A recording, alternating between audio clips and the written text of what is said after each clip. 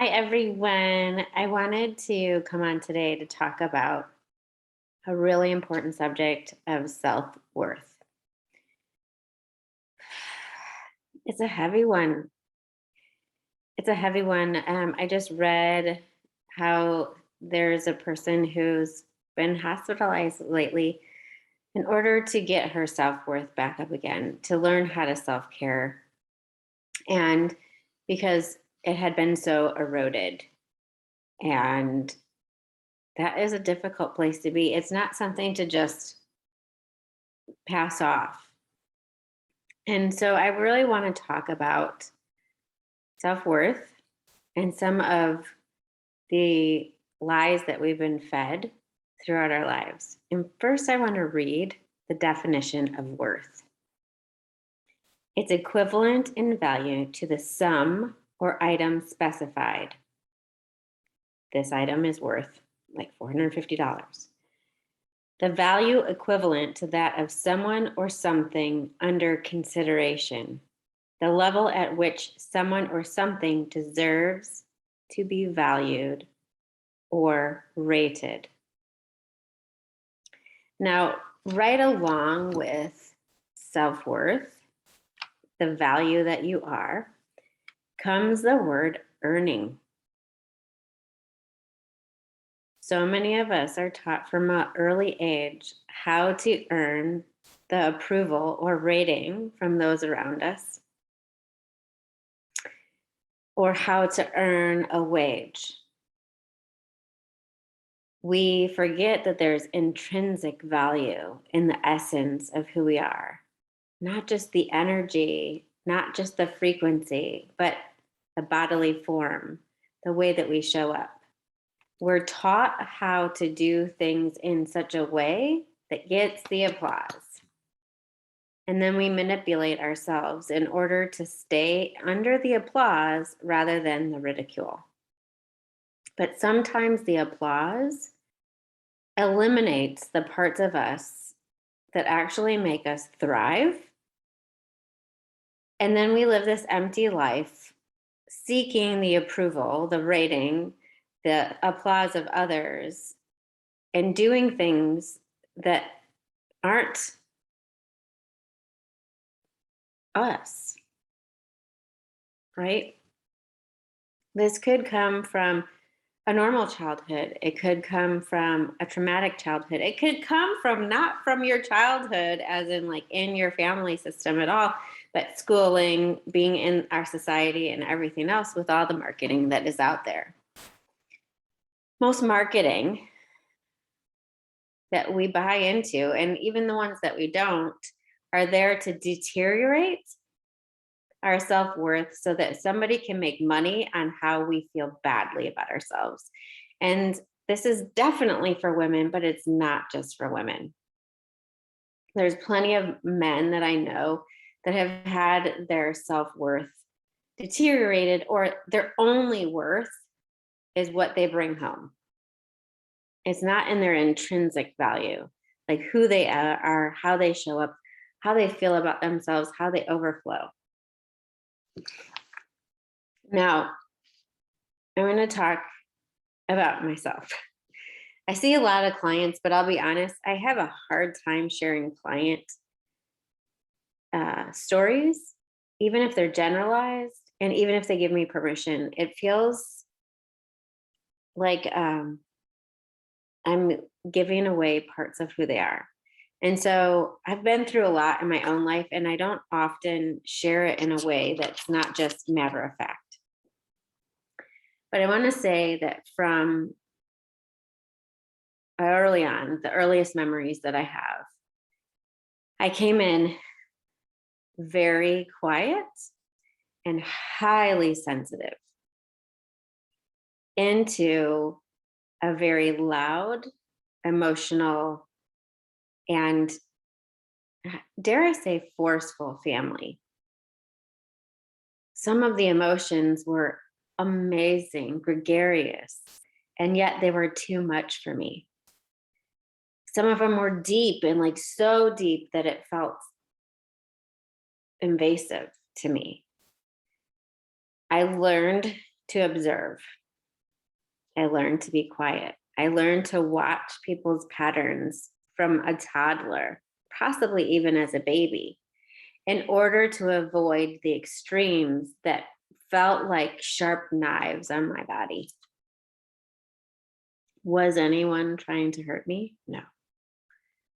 Was it traumatic? Yeah. And so I learned from a really early age how to navigate all the idiosyncrasies that another person would have. I learned to hide who I was in order to not trigger different extreme emotions, not to trigger extreme, what do you call, like almost like a spotlight on me. I hated the spotlight. It didn't matter if it was praise or ridicule. I didn't like it. It didn't feel good. It felt alarming. And so I learned how to navigate that. And then later on, I learned how to manipulate myself in order to avoid traumas.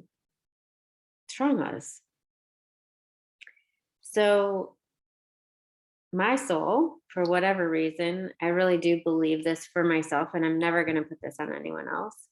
But I believe that my soul came in and it chose the parents that it did,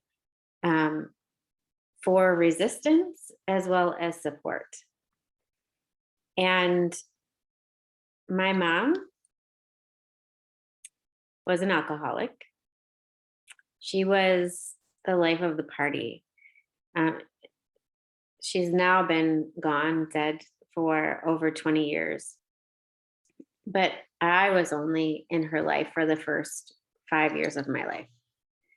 And then after that, it was very intermittent. She loved fully. And I know now, because I'm with her family, that everybody remembers my mom. They still talk about her everywhere you go, to restaurants and everything. Like, oh, Jeannie, Jeannie, Jeannie, because she was the life of the party, and she made people feel seen. She made people feel important, and she brought the excitement. She brought the bigger than life experience. But as her daughter, that space was scary. It wasn't safe. It wasn't no,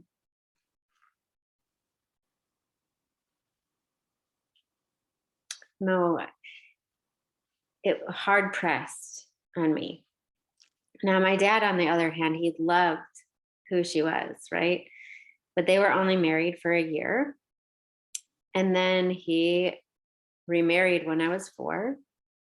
And my dad was really a very calm, loving, kind person until like you pushed his buttons to the end. And then he would snap. But he was like, he had to be pushed, pushed, pushed, pushed. My dad was a lot of fun. He loved deeply. I remember him sharing the story with me that he didn't want kids until my mother had me. And the moment that he held me and he looked in my eyes, he was so grateful that I was in his world. And that's how I always felt when my dad looked at me, that the world stopped and then started all again the minute I was born. I felt safe in his presence. I felt seen, but not under a spotlight in his presence. But my dad did not have good taste in women. And though my stepmom loved me very much, as soon as she had her own child with my dad, things changed dramatically. And the amount of trauma and emotional, and even when I say physical abuse, I don't mean like battering. I mean forced to eat food that was out all day, like soft boiled eggs that had been left out all day, spanked until I would cry, the use of the belt. And a lot of people from our generation, these things happened. However, they were traumatic. And the moment the moment that she had her own daughter, I became competition. And I didn't know how to navigate that space of being loathed. And that's how I felt, that I was loathed for the love that my father gave me. And his love was great enough that he could love all of us. And I also had a brother later. But I learned to manipulate myself. I learned to earn my worth through service, through kindness. But it was a kindness that wasn't authentic. It was, I needed to avoid trauma by doing more chores or being complimentary. And I learned from the church that service is good, that it is good to be meek, it's good to be humble, it's good to put yourself last and to put everyone else first. And so I served. I lost myself in making others happy. I lost who I was in making others happy. I lost my way in making others happy. I lost my emotions and I fed off of keeping others happy.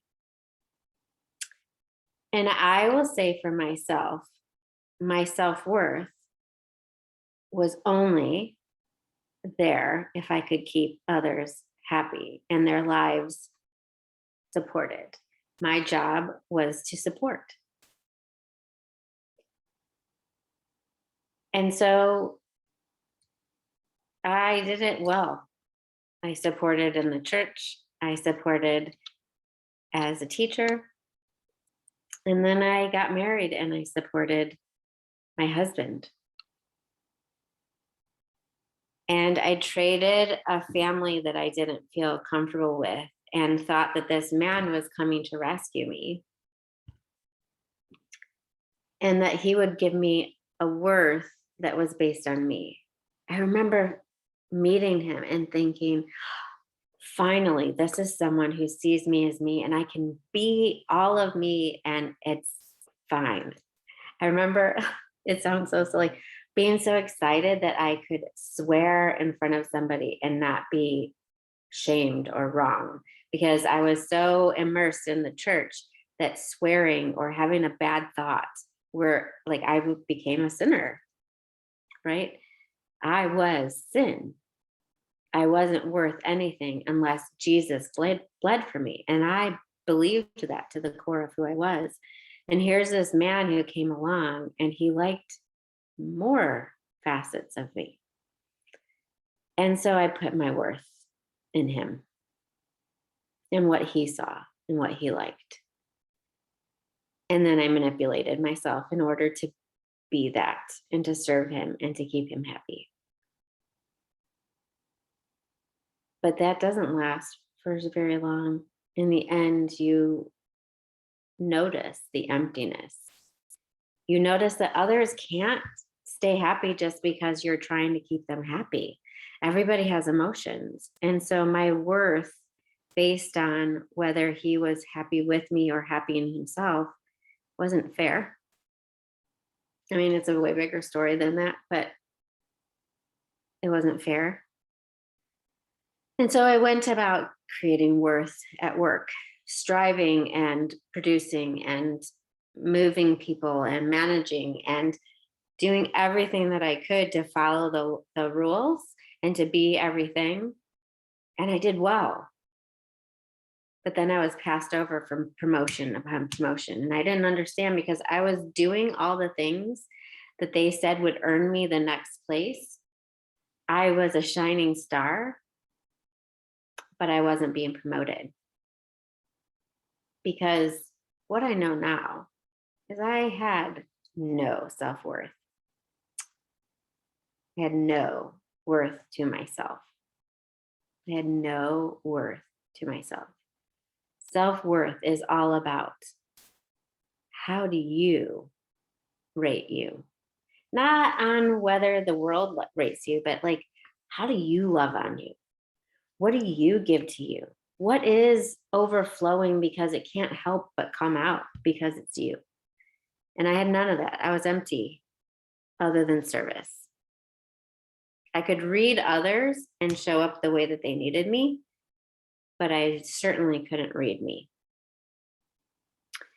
And so it really irritated me that others would get promoted. And it was like they weren't doing all the things that they were supposed to do, but they were full of themselves, is what I thought. They're full of themselves and they're getting promoted. Why are they promoting people who are full of themselves? They did have self worth. And I made that wrong. Now, sometimes we can look at others from a space of emptiness and think that their fullness is cockiness. Sometimes it is because it's an illusion of fullness. But if somebody is truly full, they're not cocky. They're just overflowing from the place of where they are, of who they are. And so I didn't get promoted. And then something miraculous happened. I got pregnant with my first son. And I ignored the pregnancy. I ignored him while he was in my womb. I did all the studies. I was logical. I took care of myself. I worked. I plowed through because I wanted to be the best that I could be for my son. And so I wanted to get promoted still. But while I was pregnant, I got sick. My body was sick and tired of being empty and showing up for everyone else, being only worthwhile to them and not to me. And so my service was truly killing me. Service without self, like filled with self, will deteriorate your body. It will bring in disease. Your body will shout, like mine did, I can't keep living this life. I'm not really living. I'm just a surrogate. And so my body had HELP syndrome, which if you've seen any of my other videos, I find it hilarious. I find it ironic and comical that it was HELP, like HELLP. I had HELP syndrome, which I think the statistics are still that 1 in 4 women die, 3 in 4 have adverse complications ongoing, and that many women also lose their child. But it was my invitation to bring worth back to me, to be worthwhile to myself. And as soon as my son was born, well, not as soon as, a few weeks later, I fell in love so deeply that I was willing to advocate for him. And the only way I could advocate for him and to be his voice, to be his support, not as a child, but as a soul that came into this world that needed somebody to know he was more than a little child.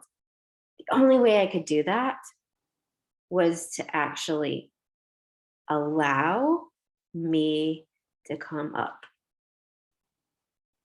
I thought all my life I was meek.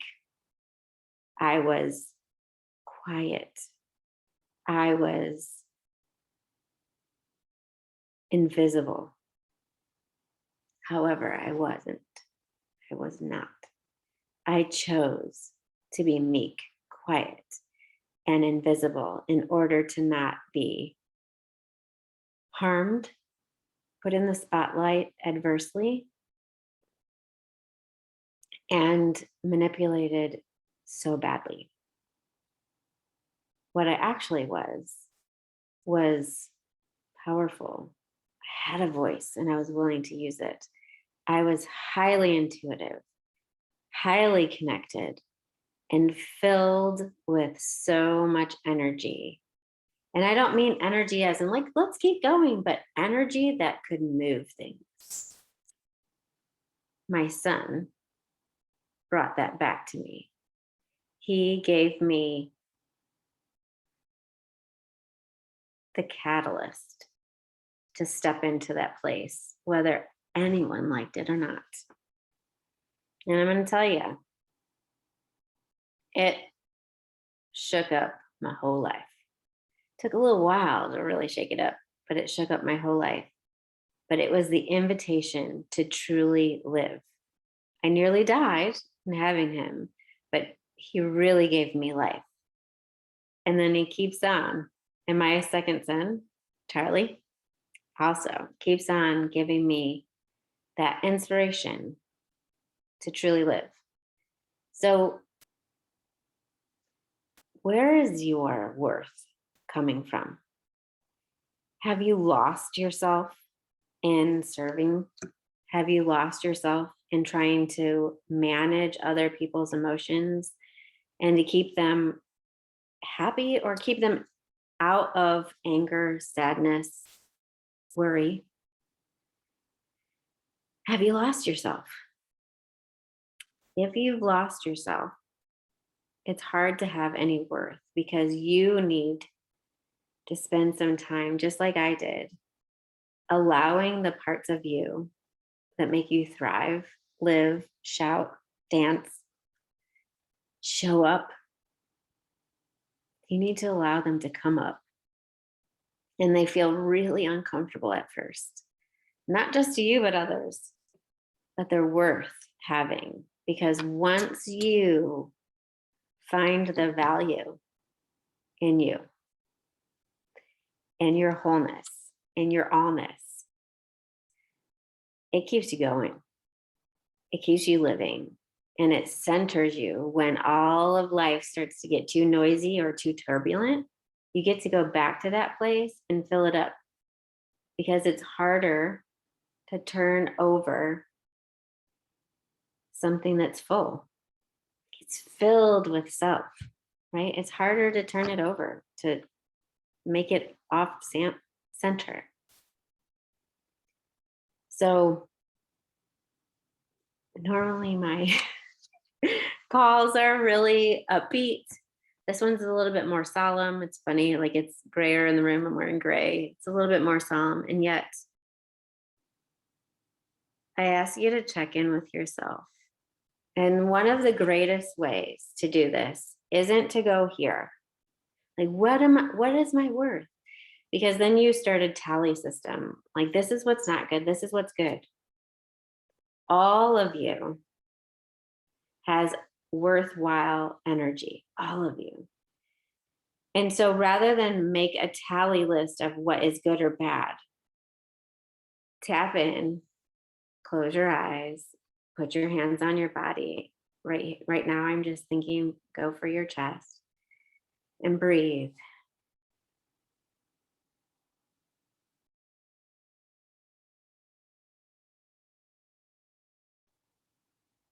Ask to be shown your fullness. Ask to experience your power. Ask to experience all of you. Let it go through your veins, through your breath, through every cell in your body. Let it hum with the fullness of who you are. And allow yourself to be curious as to what else is going to show up. What else is going to show up and shake and twist and open up your world in great and miraculous possibilities. Allow yourself to sink into that place. And if you need any help, while you have your hands on and your eyes closed, just ask your muse to guide you. She will. She's here. You have your own, whether you're a man, child, or a woman. Everyone has their own muse that's there to be their way shower, their support, their soft place to land, and sometimes a kick in the ass to keep on going. Just ask her the way. Can you open your eyes? From that place, you'll find the fullness of your worth. It changes every day, but it's infinite. Sometimes you might feel like it's a wave, and that's okay too. Sometimes when we move into lack, it allows us to receive in ways that we don't when we're the surplus. So it's okay to be in that space and have gratitude for lack too. Anywhere that you're lacking, it allows you to connect to others, right? My fingers, there's nothing here, but it allows it to connect to others. Wherever there's a gap, there's an opportunity or a possibility for connection. To receive, ask. Ask your muse rather than asking someone else. She'll know who she can bring you that will bless you. And she'll know who to bring you to that you can overflow to.